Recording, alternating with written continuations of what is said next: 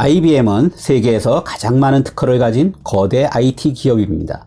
동시에 IBM은 컴퓨터의 발명과 발전을 함께한 기나긴 역사를 가졌습니다. IBM의 역사를 거슬러 올라가 보면 1997년에는 체스 프로그램인 딥블루를 만들어서 최초로 인간 챔피언을 이겼습니다.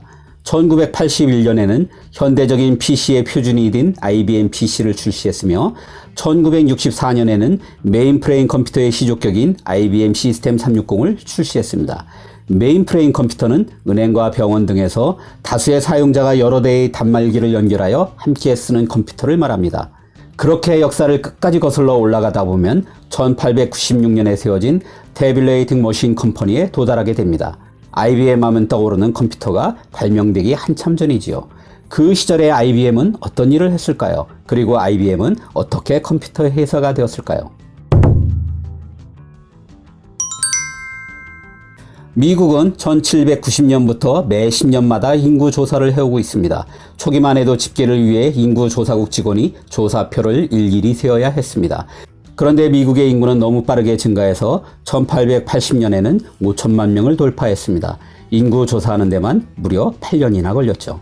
이런 수작업으로는 도저히 인구 증가 추세를 감당할 수 없을 게 뻔했습니다. 그래서 미국의 인구 조사국은 전 국민을 대상으로 다음 조사에 쓸 효율적인 방법을 찾는 대회를 열었습니다. 여기서 허먼 홀러리스라는 전 조사국 직원이 인구 집계를 위한 기계를 만들어 대회에서 우승합니다.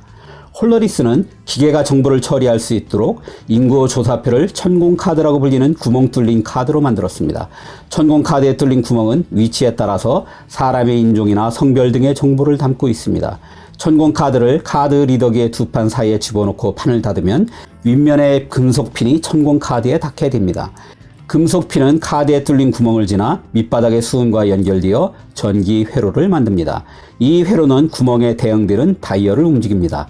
40개의 다이얼은 인구 조사표가 담고 있는 다양한 정보를 동시에 기록할 수 있었습니다. 물론 여전히 완전 자동화한 거리가 멀었습니다.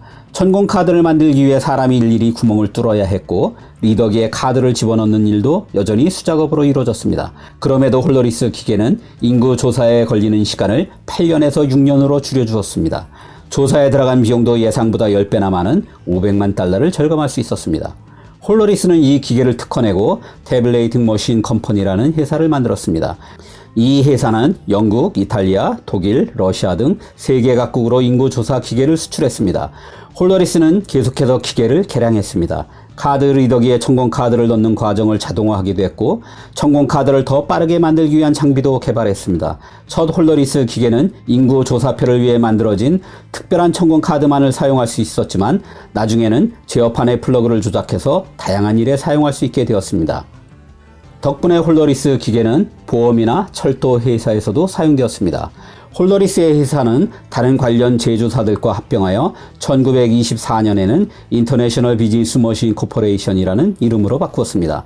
이 앞글자를 따서 드디어 IBM이라는 기업이 만들어진 것입니다. IBM이 초창기에는 시간기록계, 저울, 고기절단기 같은 것들을 만들어 팔았습니다. 하지만 천공카드 기계가 계속해서 IBM의 중심 사업이었습니다.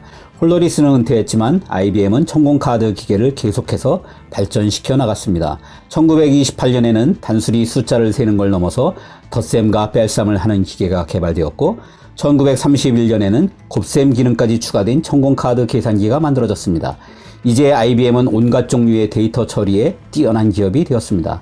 1930년대의 IBM은 미국 사회보장법에 따른 노동자 고용 기록을 관리하기도 했고 과학자들은 천공카드 계산기를 사용해서 미분 방정식을 계산하기도 했습니다.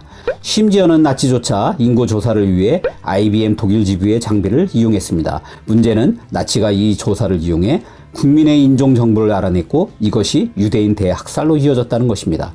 IBM이 나치에 협력한 사실은 이 기업의 가장 큰 흑역사로 남아 있습니다.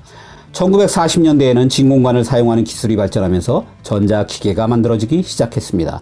비슷한 시기에 영국의 수학자인 앨런 튜링이 계산 이론을 만들면서 보편적인 계산기계, 즉 컴퓨터의 개념이 만들어졌습니다.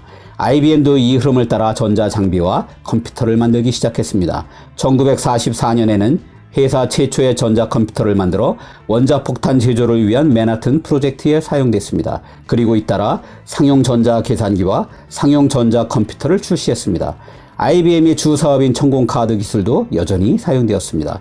현대의 컴퓨터와는 달리 당시의 컴퓨터는 입출력에 천공카드를 써야 했습니다. 그리고 마치 프린터처럼 생긴 카드 리더기를 같이 사용했습니다. 이러한 실험을 거쳐 IBM은 점차 컴퓨터 사업에 집중하게 되었습니다. 그리고 결정적으로 1964년에 발표된 메인프레임 컴퓨터 시리즈가 대성공을 거두면서 IBM은 우리가 아는 컴퓨터 회사로서의 면모를 갖추게 되었습니다.